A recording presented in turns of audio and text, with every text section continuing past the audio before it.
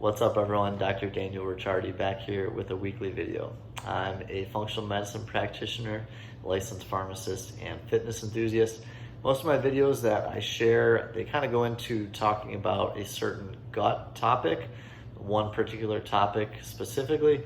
This video I'm going to do today is not really like that, so if you're only on here for learning certain issues about gut specific topics, this video is probably not going to be for you. But if you want to know a little bit more about how I spent the last week in Knoxville, Tennessee and the Great Smoky Mountains in Tennessee, I think you'll really enjoy this video. So last week, or it's probably going to be 2 weeks ago, I would say, by the time this video is actually out, I did a retreat in Knoxville, Tennessee and the Great Smoky Mountains, which is a very beautiful mountain range in Tennessee and North Carolina. I think just those two states. So with the retreat, men's only retreat, so most of the people I had met already and was kind of friends with. There were a few new people I had not met. The main purpose of the retreat was just to kind of connect with people on a deeper level. I know with men in general, we're a little bit less likely to discuss our thoughts, things that are bothering us, talk about topics that can potentially be emotional or whatnot. So going into the retreat, a main thing that we were asked to do was to come into the week with just something that we would like to work on or something that we're trying to work on. For myself, I mentioned that I want to be more present in terms of just enjoying the moment day to day. I'm a pretty ambitious person, so I do get kind of caught up on trying to accomplish goals and occasionally sacrifice just enjoying each and every day for the simple things throughout the day. So that's kind of what I brought into the week.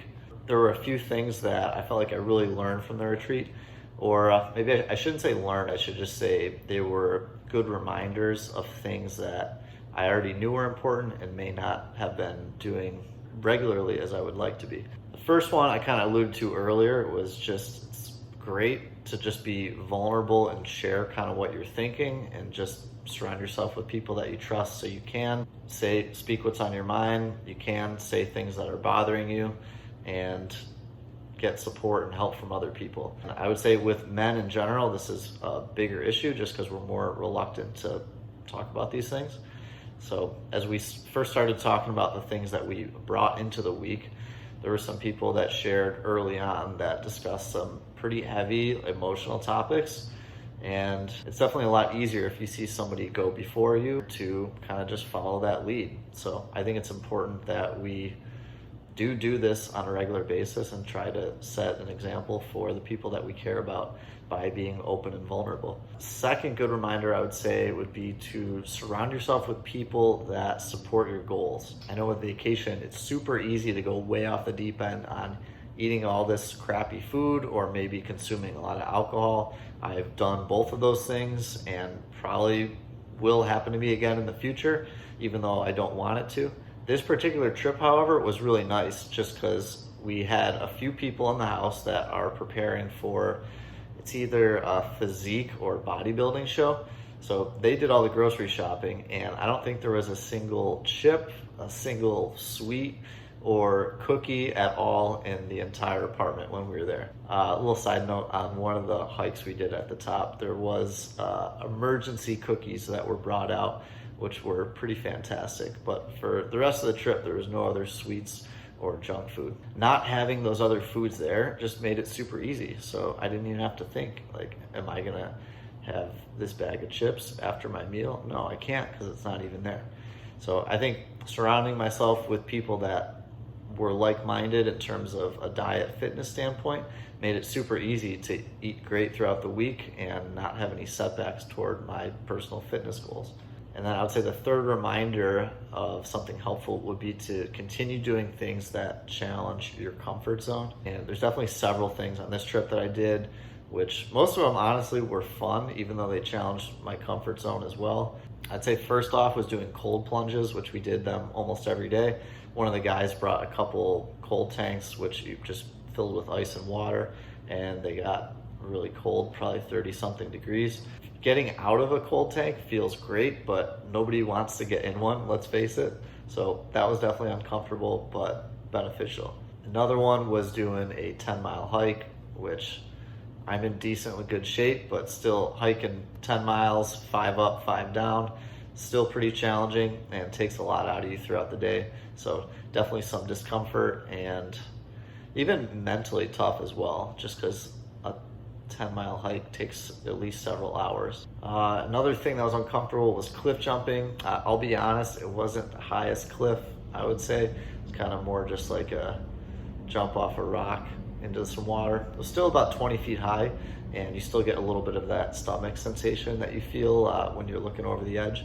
So still uncomfortable. And then the last thing that comes to mind, something pretty unique. I think it was called Zorbing, Zorbing. There was this place in Pigeon Forge, Tennessee, where they have these 10-foot or about 3-meter in diameter little balls that they fill with water, and you basically roll down a sledding hill with a little bit of water in the center of this, either by yourself or with a few of your friends, and they go up to about 25 to 30 miles per hour. So, and it ended up being super fun. It wasn't scary after doing one, but before you go, you're kind of apprehensive and don't know what to expect. So a couple other final things that I really appreciated was just sitting down to dinner with other people. I live by myself, so a lot of the meals I do eat are by myself. So having 11 other people there around a massive dinner table and just having a really long 2-hour dinner or something and just talking and laughing is just a lot of fun. So I really appreciated that. And also playing spike ball. I think another name for it is round net. It's basically just a yard game, but you're outside moving around, yelling and whatnot. I'm a pretty competitive guy, so it's fun just always competing in something. I played a lot of soccer and baseball growing up, well into my 20s, and I've competed in other leagues since then, but it's always fun being outside playing some sort of game. That is it for the Great Smoky Mountains trip. Again, the couple of reminders I have were be willing to be vulnerable, open, and share what you're thinking. Surround yourself with people who support your goals, and always be willing to continue to challenge your comfort zone. I hope this video was entertaining for you. If you liked it, please let me know. I'd be happy to do more videos like this. And stay tuned for the next video next week, which will be released on Monday, 6 p.m. Central Time. Thank you. Have a great day.